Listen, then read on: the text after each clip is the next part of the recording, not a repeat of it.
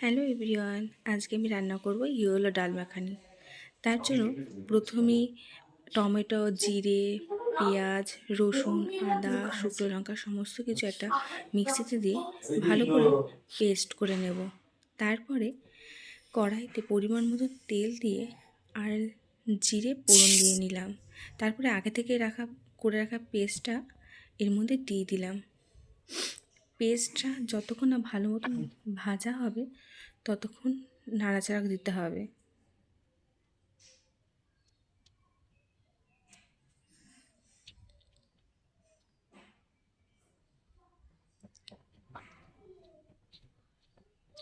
নাড়াচাড়া না দিলে অনেক সময় লেগে যাওয়ার ভয় থাকে।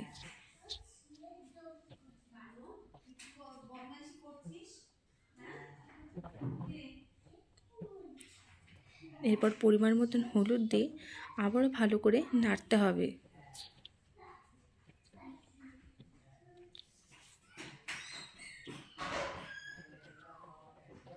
তারপরে পরিমাণ মতন নুন আর পরিমাণ মতন চিনি দিয়ে নিতে হবে।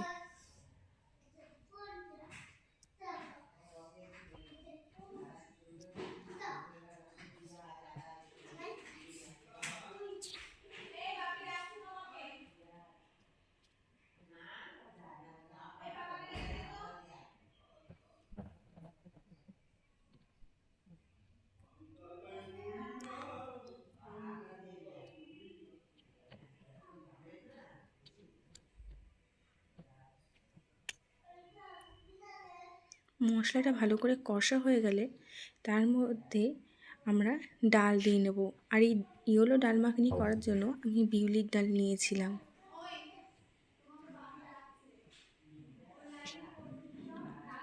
আর ডালটাকে মশলার সাথে ভালো করে কষে নিতে হবে।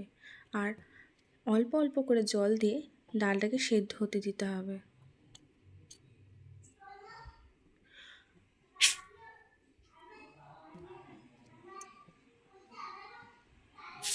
অল্প অল্প করে জল দেব আর ডালটাকে সেদ্ধ করব। যখন জলটা প্রায় শুকিয়ে যাবে তখন আবার জল দিতে হবে।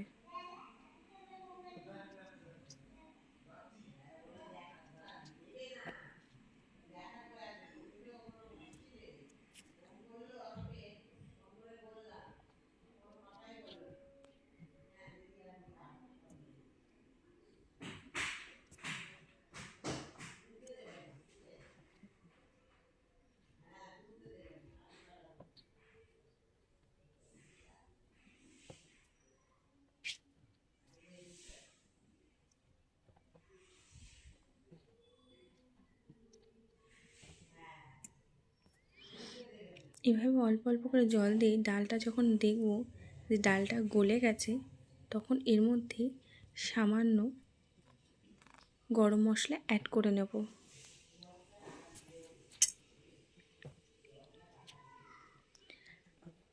যারা বিউলির ডাল লোদের জন্য খেতে চায় না, এভাবে রান্না করে খেলে খুব ভালো লাগবে। গরম মশলা অ্যাড করার পর আমি এর মধ্যে আমুলের ক্রিম দিয়ে নিয়েছি।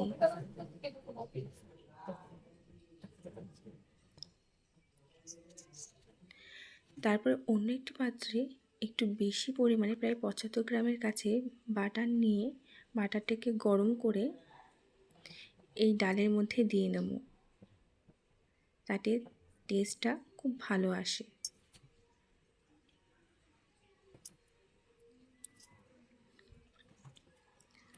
এখন ডালটা রেডি হয়ে গেছে। এটা অন্য একটি পাত্রে ঢেলে নিয়ে এর উপর দিয়ে টমেটো আর ধনেপাতা কুচি ছড়িয়ে দিয়েছি। ব্যাস হয়ে গেছে আমার ইয়োলো ডাল।